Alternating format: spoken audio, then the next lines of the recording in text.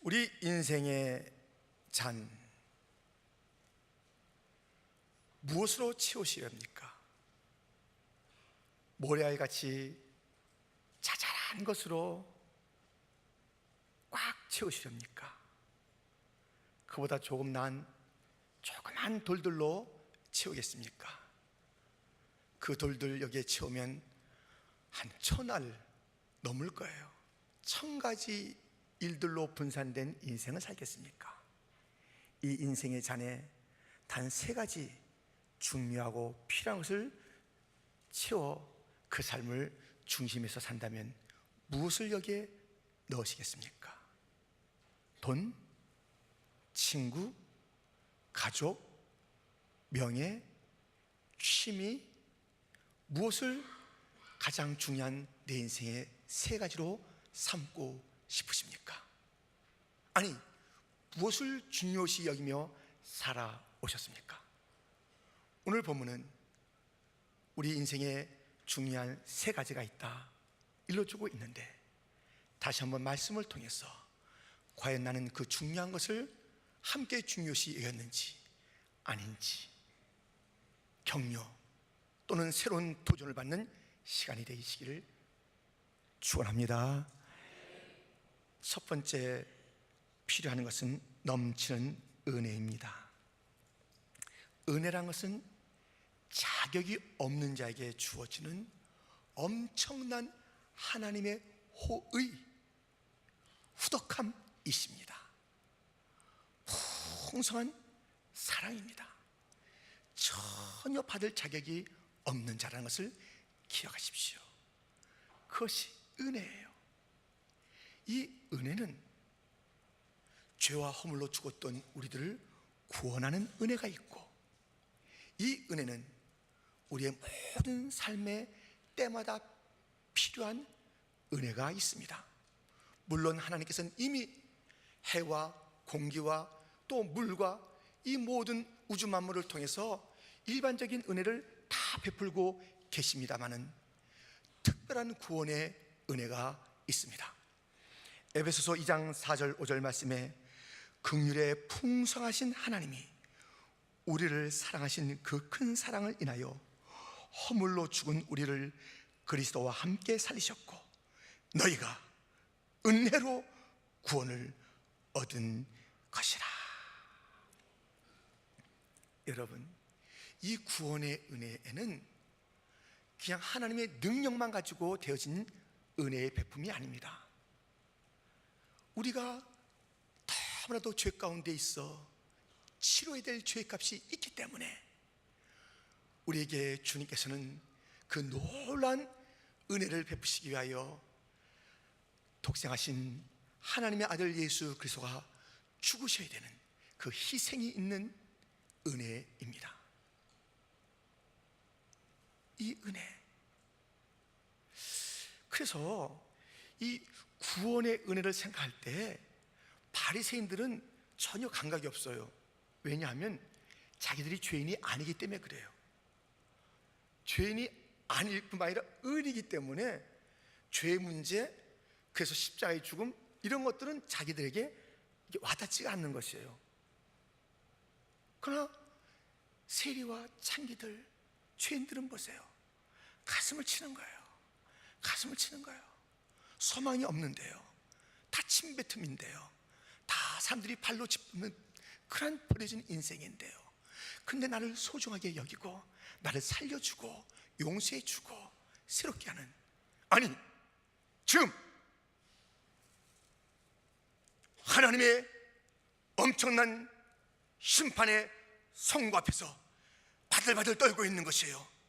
지금 사람들 앞에서도 내가 그 심판을 받고 있는 자인데 너는 있어서 안 되는 존재, 너 같은 사람은 필요 없어라는 그런 심판을 그렇게 뒷따갑게 듣고 있어서 마음이 너무나도 힘들고 아픈데, 이제 하나님의 어미로우신 심판 앞에서 받을 그 선고는 분명하지 않습니까? 너 죄인아, 지옥! 이 선고를 눈앞에 두고 있는 그 자리에서 갑자기 내 아들아, 내 딸아, 내 하늘의 것을 상속받아라 하는 그 엄청난 선고가 들려지니 이 어찌 놀라운 사건이 아니며 놀라운 선고가 아니며 놀라운 은혜가 아니겠습니까? 자기 자신이 죄인인 줄 깊이 아는 자가 하나님의 은혜를 깊이 깨닫고, 그래요 존 뉴턴 같은 자가 노예 상인으로서 말할 수 없이 끔찍한 죄를 짓다가 하나님의 은혜에 포로가 되고 그 사랑에 잠기게 되자 나 같은 죄인 살리신 주 은혜에 놀라와 잃었던 생명 찾았고 광명을 얻었네.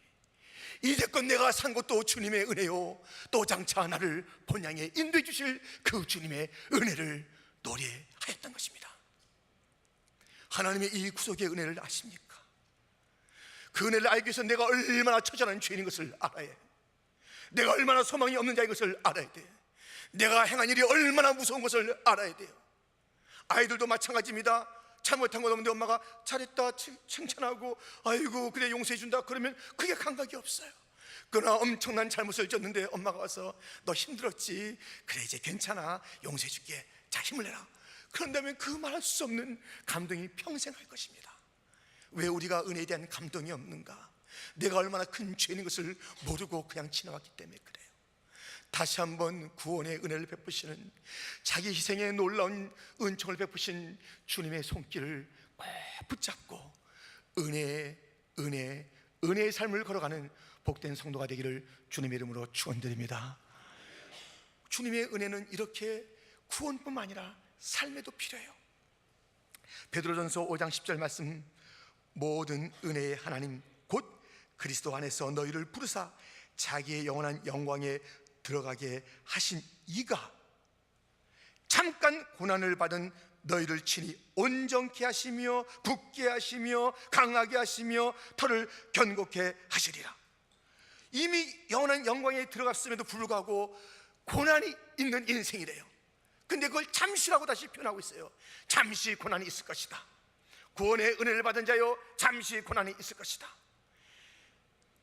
그 고난 속에서 실패, 좌절, 병듦, 배반당함, 모든 인생의 쓰라림 속에 잠시라는 이름의 고난 속에 있을 때에 주님께서 여전히 넓으신 넘치는 은혜로 찾아와서 우리를 일으켜 주시고 견고케 하시고 강하게 하시고 승리케 하시는 은혜가 있다는 것입니다. 하나님의 일반 은혜가 있어요. 모두가 누리는 지금의 것들입니다. 하나님의 특별한 은혜가 있어요. 구속의 은혜, 자기 자신을 버리신 그 은혜입니다. 그리고 우리 구원받은 자들이 살아가면서 많은 삶의 현장의 눈물 속에서 받아야 될 때마다의 그 은혜가 있는데, 이 은혜는 어떻게 받느냐? 모든 은혜는 그냥 주어지는 것이요, 구속의 은혜는 찾아와 자기 희생을 통해서 주는 것인데, 우리 그리스도인들이 잠시 받는 고난이라는 이름 속에 은혜가 필요한데 그 은혜는 어떻게 받느냐? 히브리서 4장 16절이 답을 줍니다. 함께 봉독합니다. 그러므로 우리가 긍휼하심을 받고 때를 따라 덮는 은혜를 얻기 위하여 은혜의 보좌 앞에 담대히 나갈 것이니라. 아멘. 은혜의 보좌 앞에 담대히 나가야 합니다. 은혜의 하나님이여 문을 두드려야 합니다. 그 보좌로부터 은혜를 다시 한번 허락하여 주옵소서. 지금 이 시간을 견디기가 힘듭니다. 이 고통 가운데 너무나도 힘겹습니다.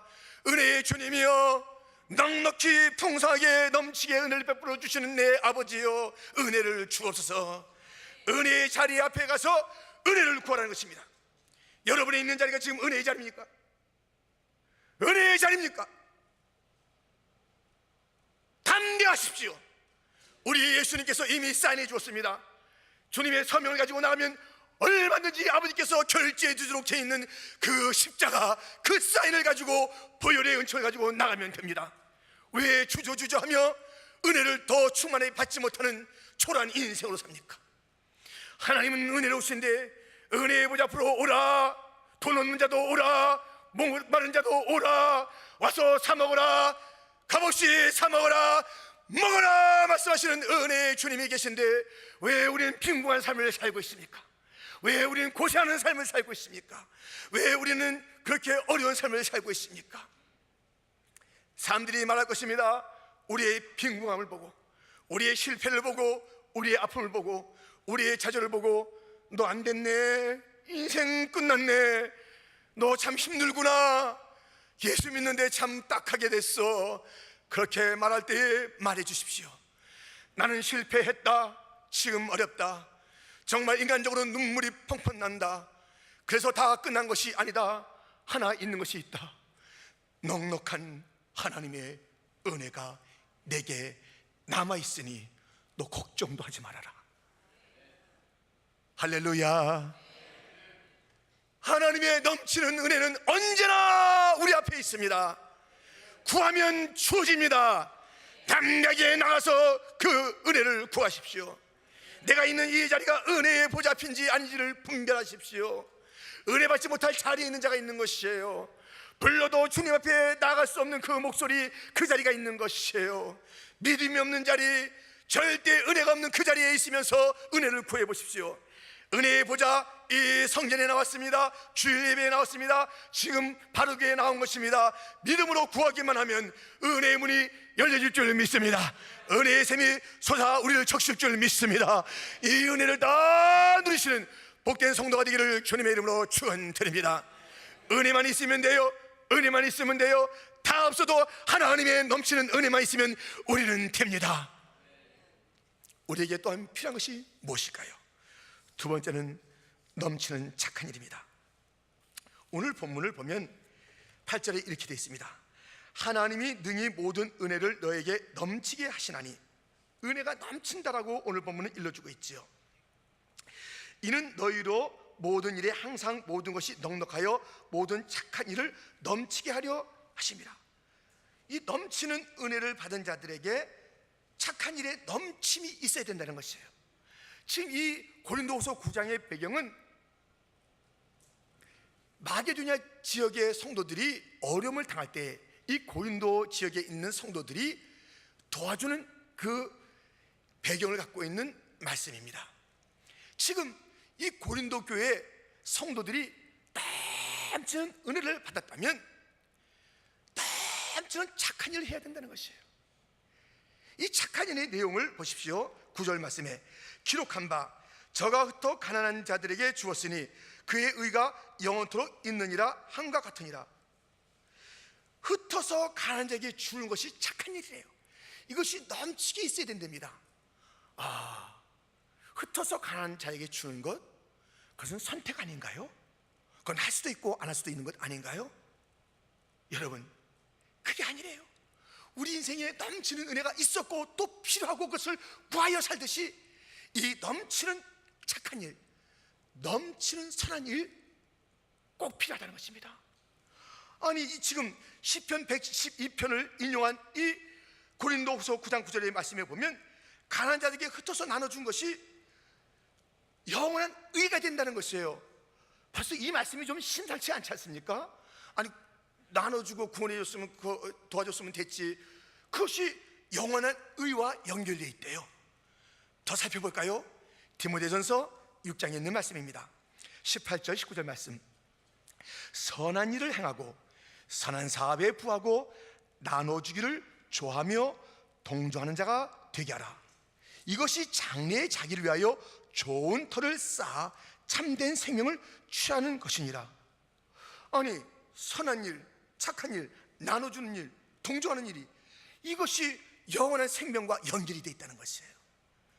그러므로 우리가 이 선행을 베푼다는 것, 착한 일을 넘치게 한다는 것은 바로 나의 미래 영혼과도 관계가 있다는 것이에요.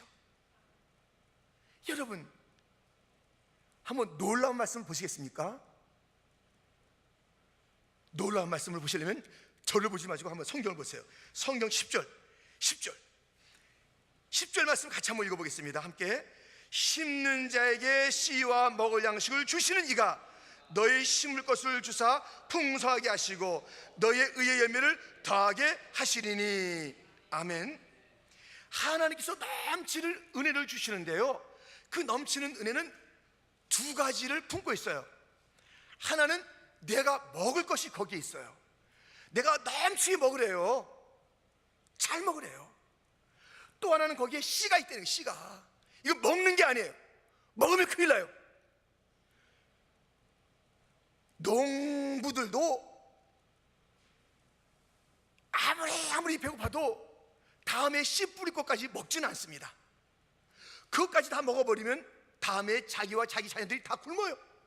그렇기 때문에 다음해를 기약하면서 참고 견디며 씨 뿌릴 것을 구별해 두는 것입니다. 하나님의 넘치는 은혜 속에는 두 가지가 있다는 거예요. 하나는 너희들이 풍성하게 먹어라. 또 하나는 씨가 있다는 거예요. 씨예요. 씨, 구별된 것이에요. 너희의 미래를 위한, 축복을 위한 그 씨가 있다는 것이에요. 이것을 분명하게 구분하는 것입니다. 그 하나는 11조인 것입니다. 11조. 이거 다 먹어보면 큰일 나요. 주님께서 시험하여 보라. 11조 하고 나를 한번 시험해봐라. 내가 쌓을 곳이 없도록 너에게 풍남분나 한번 시험해보라. 이 11조는 우리가 구별해서 씨를 뿌리는 거예요. 주님의 약속을 굳게 붙잡고 씨를 뿌리는 거예요. 이것이 우리의 창고를 넉넉게 할 것입니다. 또 하나의 씨는 무엇입니까? 착한 일이라는 것이에요. 이것은 너희가 구별해서 착한 일을 해라는 것이에요. 그래야 이 착한 일에 구별된 그 물질이 있는 자, 나눠준 자, 흩어준 자가 계속 우리가 살펴보지 않았습니까? 디모데전서에서 살펴보지 않았습니까? 우리 주님께서 말씀하셨습니다.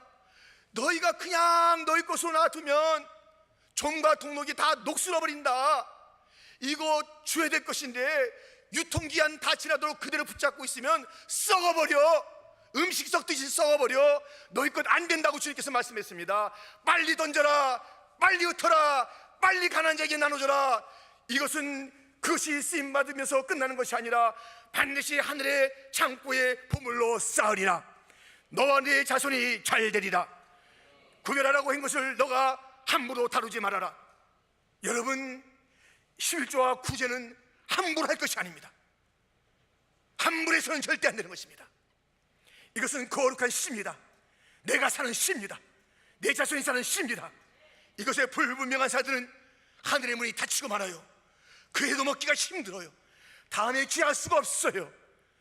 하늘에 쌓아둔 곳이 없는 자 얼마나 쓸쓸하겠습니까?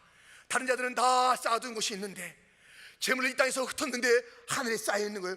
놀랍잖아요. 그런데 쌓아둔 하늘에 그 재산이 하나도 없는 인생. 지난 6개월이 지났습니다. 여러분 삶을 돌이켜보세요. 그 누군가 도와줬는지, 우리의 성도들 중에 신음하고 고생하는 자를 남모르게 도와줬는지. 남모르게 도와주는 것을 끝낸다는 것이 아니에요. 기독교는 그게 아니에요. 놀랍게도 하나님께서 오른손이 안고 왼손이 모른다 할지라도 하나님께서 이 의의 열매로 풍성한 것으로 갚아준다고 말씀하고 있는 것입니다.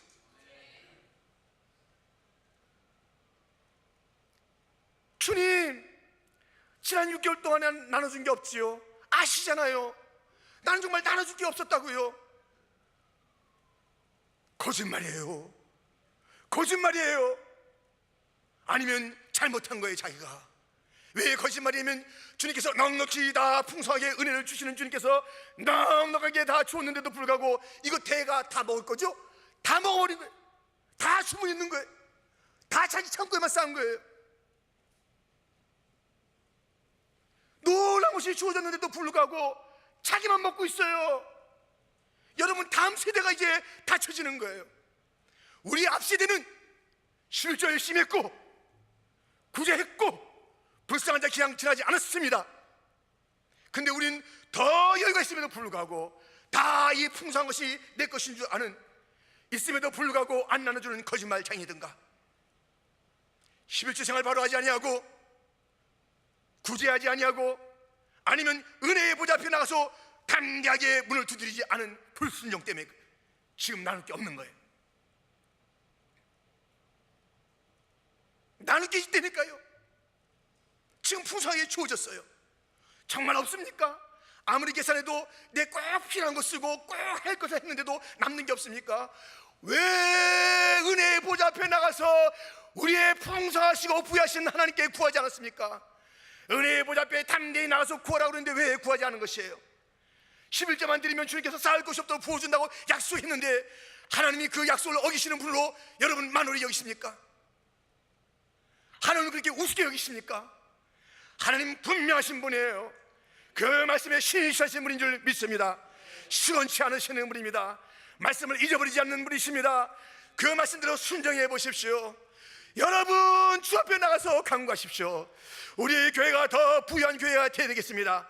더 나눌 수 있는, 흩어 구제할 수 있는, 그래서 나중에 올라가 보니 하늘 창고가 가득 차 있는 그러한 삶을 살아야 되겠습니다. 어쩌면 되겠습니까? 은혜를 주시고 또 주시는 하나님의 보좌 앞에 나가서 문을 두드리면, 구하고 찾으면 얻으리라, 찾으리라, 열리리라. 믿습니까? 담대하게 구하는 은혜의 사람들이 다 되시기를 주님의 이름으로 축원드립니다. 그래서 오늘 이 말씀에도 보면요, 이 사람들이 위에서 기도해 주는 거예요. 저렇게 사람들을, 저들은 저렇게 사람들이 나누는 사람이다, 존경스럽다, 사모한다, 어떻게 저런 삶을 살 것인가, 그렇게 마음에 격동을 주고 감동을 줄 뿐만 아니라 9장 2절에도 하반절에 이런 말씀이 있습니다. 너의 열심이 퍽 많은 사람들을 격동시켰느니라. 이러한 이 구제의 선한 삶을 살아갈 때에 수많은 자들을 격동시키는 거예요. 여러분, 한 번 인생 사는데 아무에게도 감동을 줄 수 없는 그 인생이에요. 그냥 찬바람만 지나가고 자기밖에 몰라요. 저 사람 다 가진 것은 많은데 하나 없어. 은혜가 없어요. 은혜가 없어요. 은혜가 없어요. 은혜가 여유로움이 없어요. 은혜라는 것은 넘치는 것인데, 풍성한 것인데, 자격이 없는 자에게 주는 것인데 항상 따지는 거예요. 너하고 나하고 관계 속에서 이런 건 아니지, 내가 이렇게 손해볼 수가 없지, 항상 그렇게 따지는 자예요. 감동을 준 적이 없어. 아무에게도 누구의 삶을 바꿔본 적이 없어요. 그리고 인생을 끝나겠습니까?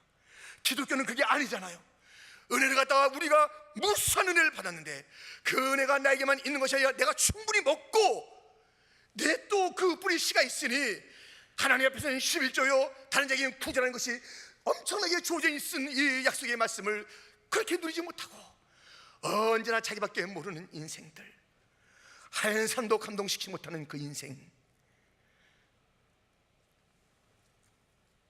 여러분, 우리는 이 인생의 잔에 반드시 은혜가 있어야 되겠고 넘치는 구제의 삶이 있어야 될 줄 믿습니다. 또 하나의 우리에게 있어야 될 것은 무엇입니까? 넘치는 감사입니다.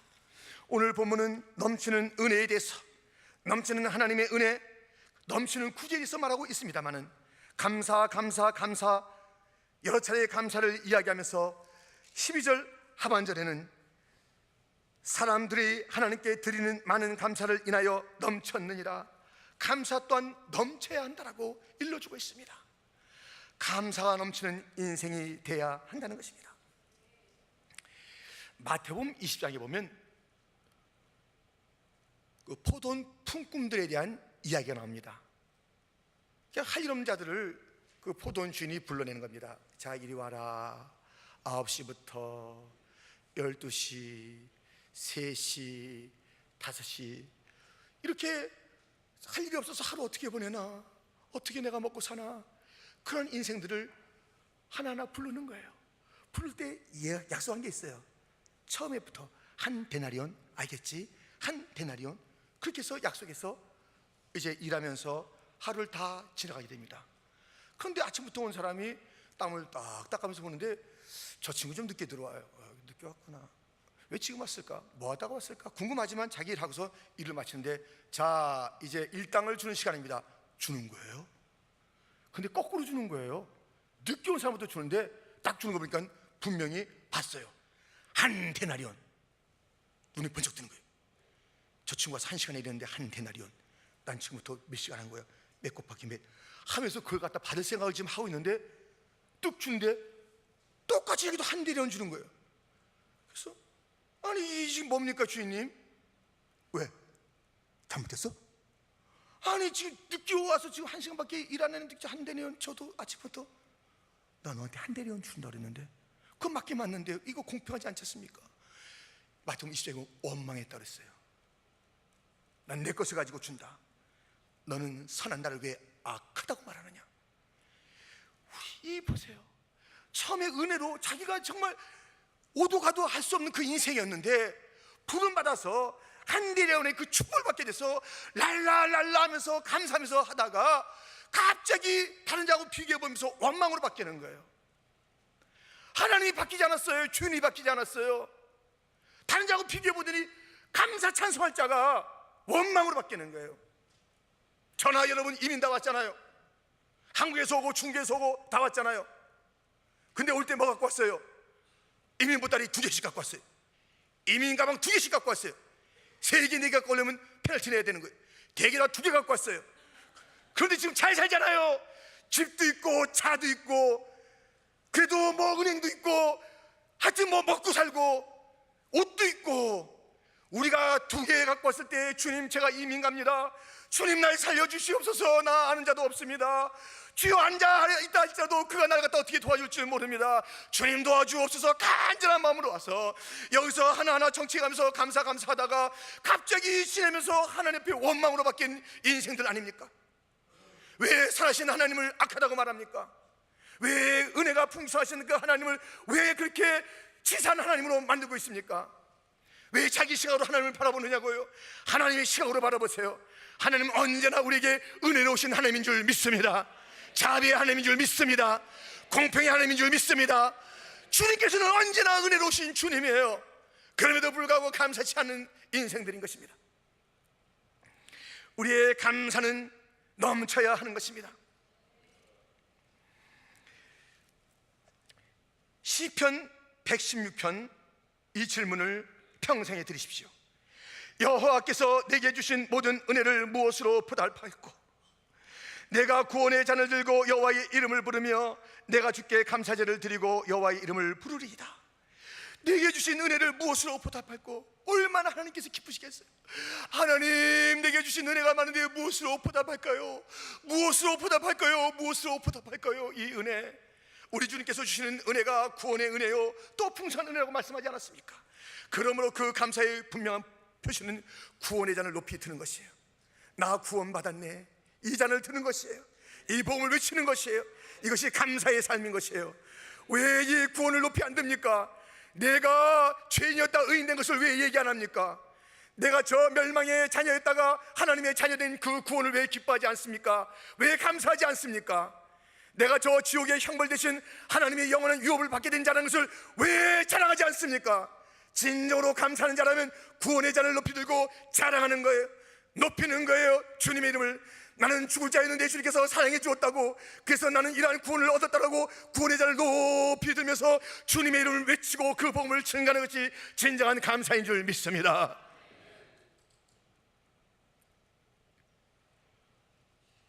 나에게 직분을 주신 것을 감사해야 되는 것이에요. 오늘도 본문에 봉사의 직무가 있다 12절에도 13절에도 직무에 대해서 말하고 있습니다. 디모데전서 1장 12절 말씀, 나를 능하게 하신 그리스도 예수 우리 주께 내가 감사함은 나를 충성되이 여겨 내게 직분을 맡기심이니. 이 전의 말씀은 무엇입니까?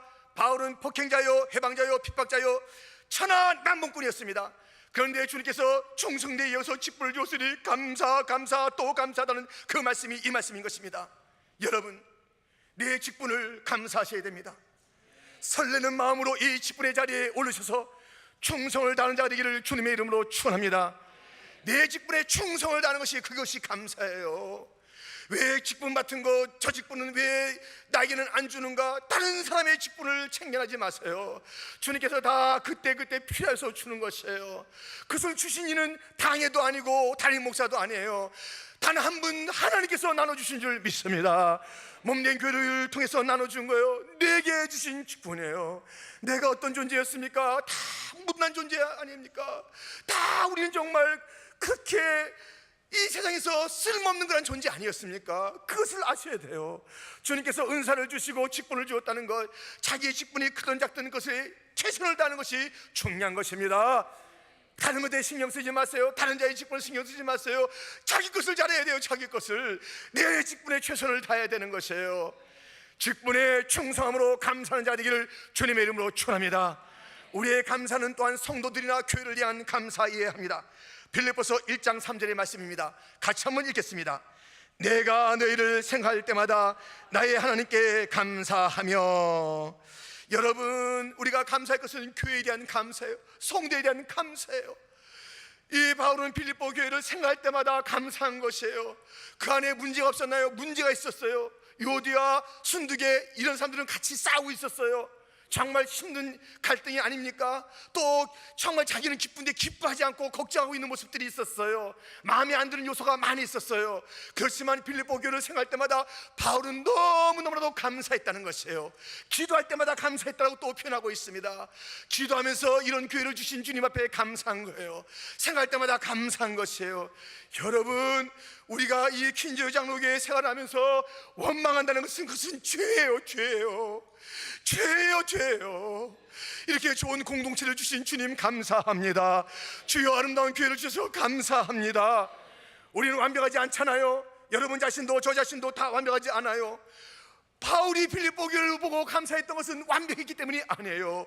부족하고 싸움도 있고 여러 가지 아픔도 있지만은 그럼에도 불구하고 생명을 주신 주님께서 넉넉히 은혜를 베풀어 주어서 한 사람 한 사람 공동체를 지금까지 갖고 오시고 더 갖고 가실 그 주님을 생각하면서 염려 대신 감사하는 삶을 살 것을 기대하면서 단시간 대신 기뻐하는 삶을 살 것을 기대하면서 너무나도 감사한 것이에요. 지금까지 베푸신 은혜가 감사하고 또 베푸실 공동체를 생각해서 감사가 충만했던 것입니다.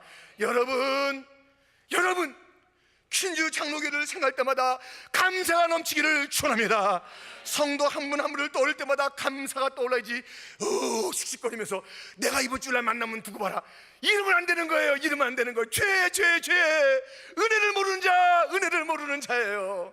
하나님의 은혜는 우리의 모든 잘못을 다 덮어요. 하나님의 은혜는 우리의 부족함을 다 덮어요. 하나님의 은혜는 우리의 허물을 다 덮어요. 하나님의 은혜를 모르고 그 차원을 모르니까는 그저 사람의 차원만 보니까 은혜 없는 자가 되다 보니까는 불평과 원망이 나타나고 하나님의 그 은혜로심과 긍휼하심과 자비하심을 노래하는 대신에 원망하며 성도를 원망하는 것은 하나님을 원망하는 것이에요. 교회를 우습게 여기는 것은 하나님을 우습게 여기는 것이에요. 그럴 수가 없어요. 그래서는 안 되는 것이에요. 우리는 교회를 생각할 때마다 기쁨과 감사가 솟구치는 그러한 성도, 은혜가 충만하게 체험된 성도가 되기를 주님의 이름으로 축원합니다. 또 하나의 기쁨이 있습니다. 역경 중에 기뻐하는 것이에요. 다니엘이 그랬습니다. 다니엘 6장 10절 말씀, 다니엘이 이 조세의 어인이 지킨 것을 알고도 자기 집에 들어가서는 그 방에 예루살렘으로 향하여 열린 창에서 전에 행하던 대로 하루 3번씩 무릎을 꿇고 기도하며 어떻게 해요? 그 하나님께 감사하였더라. 죽음 앞에도 감사하는 게 기독교예요. 오해와 박해 앞에도 감사하는 게 기독교예요. 여전히 감사가 습관이 되어 있는 자들, 불평이 습관이 되어 있는 자가 있어요. 입만 열면 불평이, 감사가 습관이 되어 있는 자가 있어요. 감사가 우리 입에 넘쳐나기를. 그러면요, 사자 입도 막아주고 자리도 경고케 하고 하늘에 별같이 빛나게도 하고 계시와 환상을 보는 자가 되게 하고, 감사했더니 죽은 게 아니라 더 놀라운 일들을 다니엘 남은 그 장들을 통해서 우리가 확인해 볼 수 있으니 놀라운 축복을 받게 되는 것을 보게 됩니다. 역경 중에도 감사하라. 오해 중에도 감사하라. 감사가 습관이 되게 하라. 여러분, 어떻게 사시겠습니까? 시시한 거 다들 담고 뭐 하려고요? 잘잘잘잘거리고 그런 것은 뭐 하려고요? 누구나 꿈꾸는 것을 여기다 꿈꾸면서 그것이 소원이라고 여기다 담아두는 인생 되지 마시고, 오늘 우리 주님께서 일러주신 대로 넘치는 은혜, 넘치는 선행, 착함, 넘치는 감사가 가득 찬 인생이 되기를 주님의 이름으로 축원합니다. 축원합니다.